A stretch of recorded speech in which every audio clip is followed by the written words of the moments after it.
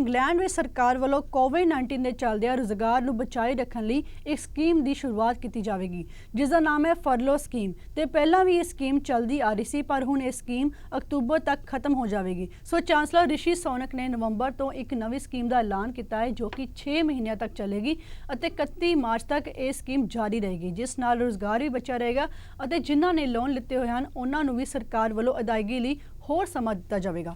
England ਵਿੱਚ ਸਰਕਾਰ ਵੱਲੋਂ ਕੋਵਿਡ-19 ਦੇ ਚੱਲਦਿਆਂ ਨੌਕਰੀਆਂ ਨੂੰ ਬਚਾਉਣ ਵਾਸਤੇ ਚਲਾਈ ਗਈ ਫਰਲੋ ਸਕੀਮ ਅਕਤੂਬਰ ਵਿੱਚ ਖਤਮ ਹੋ ਰਹੀ ਹੈ। ਚਾਂਸਲਰ ਰਿਸ਼ੀ ਸੋਨਕ ਨੇ ਨਵੰਬਰ ਵਿੱਚ ਸ਼ੁਰੂ ਹੋਣ ਵਾਲੀ ਇੱਕ ਨਵੀਂ ਨੌਕਰੀ ਸਹਾਇਤਾ ਯੋਜਨਾ ਦੀ ਘੋਸ਼ਣਾ ਕੀਤੀ। ਇਹ ਨਵੀਂ ਯੋਜਨਾ ਫਰਲੋ ਸਕੀਮ ਦੀ ਥਾਂ ਲਏਗੀ ਅਤੇ ਇਸ ਦੇ ਤਹਿਤ ਕਰਮਚਾਰੀਆਂ ਨੂੰ ਪੂਰੀ ਸ਼ਿਫਟ ਵਿੱਚੋਂ ਘੱਟੋ-ਘੱਟ 1/3 ਘੰਟਿਆਂ ਵਾਸਤੇ ਕੰਮ ਕਰਨਾ ਜ਼ਰੂਰੀ ਹੋਵੇਗਾ ਅਤੇ ਸਰਕਾਰ ਅਤੇ ਇੰਪਲੋਇਰ ਬਾਕੀ ਦੇ ਘੰਟਿਆਂ ਲਈ 1/3 ਤਨਖਾਹ ਅਦਾ ਕਰਨਗੇ ਅਤੇ ਹਸਪਿਟੈਲਿਟੀ ਤੇ ਟੂਰਿਜ਼ਮ ਸੈਕਟਰ ਲਈ ਵੈਟ ਦੀ 5% ਤੱਕ ਦੀ ਘੱਟ ਹੋਈ ਦਰ 31 ਮਾਰਚ ਤੱਕ ਜਾਰੀ ਰਹੇਗੀ ਅਤੇ ਜਿਹੜੀਆਂ ਕੰਪਨੀਆਂ ਨੇ ਸਰਕਾਰ ਵੱਲੋਂ ਲੋਨ ਲਈ ਸਨ ਉਹਨਾਂ ਨੂੰ ਅਦਾਇਗੀ ਲਈ ਹੋਰ ਲੰਬਾ ਸਮਾਂ ਦਿੱਤਾ ਜਾਏਗਾ। ਸੋਨਕ ਨੇ ਹਾਊਸ ਆਫ ਕਾਮਨ ਦੇ ਵਿੱਚ ਬੋਲਦਿਆਂ ਹੋਇਆ ਕਿਹਾ ਕਿ ਉਹ ਵੱਧ ਤੋਂ ਵੱਧ ਨੌਕਰੀਆਂ ਨੂੰ ਬਚਾਉਣ ਚਾਹੁੰਦੇ ਹਨ। ਇਹ ਵੀ ਕਿਹਾ ਕਿ ਹਰ ਨੌਕਰੀ ਅਤੇ ਹਰ ਬਿਜ਼ਨਸ ਨੂੰ ਕੋਵਿਡ-19 ਦੀ ਮਾਰ ਤੋਂ ਨਹੀਂ ਬਚਾ ਸਕਦੇ। The sources of our economic growth and the kinds of jobs we create will adapt and evolve to the new normal. And our plan needs to adapt and evolve in response. Above all, we need to face up to the trade-offs and hard choices coronavirus presents. And Mr. Speaker, there has been no harder choice than the decision to end the furlough scheme. The furlough was the right policy at the time we introduced it. It provided immediate short-term protection for millions of jobs through a period of acute crisis. But as the economy reopens, it is fundamentally wrong to hold people in jobs that only exist inside the furlough. We need to create new opportunities and allow the economy to move forward. And that means supporting people to be in viable jobs which provide genuine security. As I've said throughout this crisis, I cannot save every business. I cannot save every job. No chancellor could. But what we can and must do is deal with the real problems businesses and employees are facing now. In March, the problem was that we ordered businesses to close. In response, we paid people to stay at home and not work. Today, the problem is different. Many businesses are operating safely and viably, but they now face uncertainty and reduced demand over the winter months. What those businesses need is support to bring people back to work and protect as many viable jobs as we can. To do that, I'm announcing today the new Jobs Support Scheme. The government will directly support the wages of people in work, giving businesses who face depressed demand the option of keeping employees in a job on shorter hours rather than making them redundant. The Job Support Scheme is built on 3 principles. First, it will support viable jobs. To make sure of that, employees must work at least a third of their normal hours and be paid for that work as normal by their employer. The government, together with employers, will then increase those people's wages, covering 2/3 of the pay they have lost by reducing their working hours. And the employee will keep their job. Second, we will target support at firms who need it the most.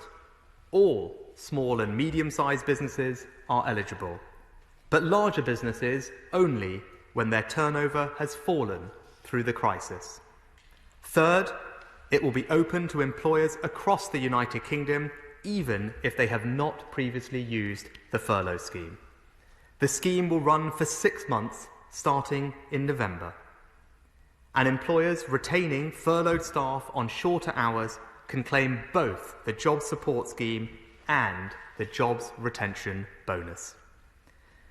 Mr. Speaker, throughout this crisis we have sought parity between employees and the self-employed, providing more than £13 billion of support to over 2.6 million self-employed small businesses. So I am extending the existing self-employed grant on similar terms and conditions as the new Jobs Support Scheme. Mr. Speaker, these are radical interventions in the UK labour market, policies we have never tried in this country before. Together with the Jobs Retention Bonus, the Kickstart scheme for young people, tens of billions of pounds of job creation schemes, new investment in training and apprenticeships, we are protecting millions of jobs and businesses. Mr. Speaker, if we want to protect jobs this winter, the second major challenge is helping businesses with cash flow. Over the last 6 months, we've supported business with tens of billions of pounds of tax deferrals and generous government-backed loans. Those policies have been a lifeline. But right now, businesses need every extra pound to protect jobs rather than repaying loans and tax deferrals. So I'm taking 4 further steps today to make that happen. First, bounce-back loans have given over 1 million small businesses a £38 billion boost to survive this pandemic. To give those businesses more time and greater flexibility to repay their loans, we are introducing Pay As You Grow. This means loans can now be extended from 6 to 10 years, nearly halving the average monthly repayment. Businesses who are struggling can now choose to make interest-only payments, and anyone in real trouble can apply to suspend repayments altogether for up to 6 months. No business taking up Pay As You Grow will see their credit rating affected as a result. Second, I am also changing the terms of our other loan schemes. More than 60,000 small and medium-sized businesses have now taken out coronavirus business interruption loans. To help them, I plan to extend the government guarantee on these loans for up to 10 years, making it easier for lenders to give more people more time to repay. I am also extending the deadline of all our loan schemes to the end of this year. And we are starting work on a new successor loan guarantee programme set to begin in January. Third, I want to give businesses more time and flexibility over their deferred tax bills. Nearly 500,000 businesses deferred more than £30 billion of VAT this year. On current plans, those payments fall due in March. Instead, I will allow businesses to spread that VAT bill over 11 smaller repayments with no interest to pay. And any of the millions of self-assessed income taxpayers who need extra help can also now extend their outstanding tax bill over 12 months from next January. The final step I'm taking today will support 2 of the most affected sectors, hospitality and tourism. On current plans, their VAT rates will increase from 5% back to the standard rate of 20% on January the 13th.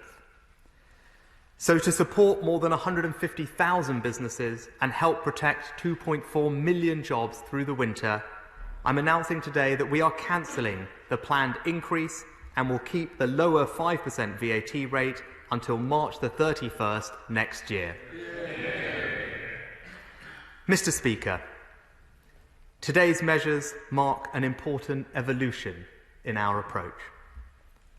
Our lives can no longer be put on hold. Since May, we have taken steps to liberate our economy and society. We did these things because life means more than simply existing. We find meaning and hope through our friends and family, through our work, through our community. People were not wrong for wanting that meaning, for striving towards normality, and nor was the government wrong to want this for them. I said in the summer that we must endure and live with the uncertainty of the moment. This means learning our new limits as we go. Because the truth is, the responsibility for defeating coronavirus cannot be held by government alone.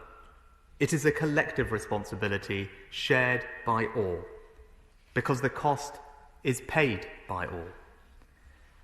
We have so often spoken about this virus in terms of lives lost. But the price our country is paying is wider than that.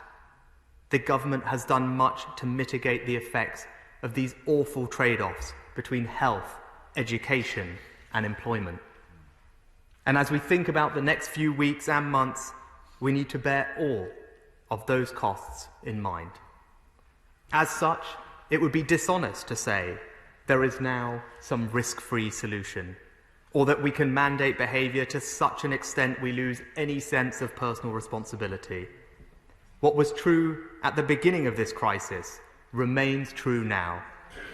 It's on all of us, and we must learn to live with it and live without fear.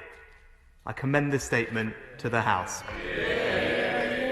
ਵੇਖਣ ਵਾਲੀ ਗੱਲ ਹੋਵੇਗੀ ਕਿ chancellor ਰਿਸ਼ੀ ਸੌਨਕ ਵੱਲੋਂ ਜਾਰੀ ਕੀਤੀ ਗਈ ਇਹ ਸਕੀਮ ਬ੍ਰਿਟਾਨੀਆ ਵਿੱਚ ਲੋਕਾਂ ਦੀ ਨੌਕਰੀਆਂ ਅਤੇ ਰੋਜ਼ਗਾਰ ਬਚਾਉਣ ਵਿੱਚ ਕਿੰਨੀ ਕਾਰਗਰ ਸਿੱਧ ਹੁੰਦੀ ਹੈ।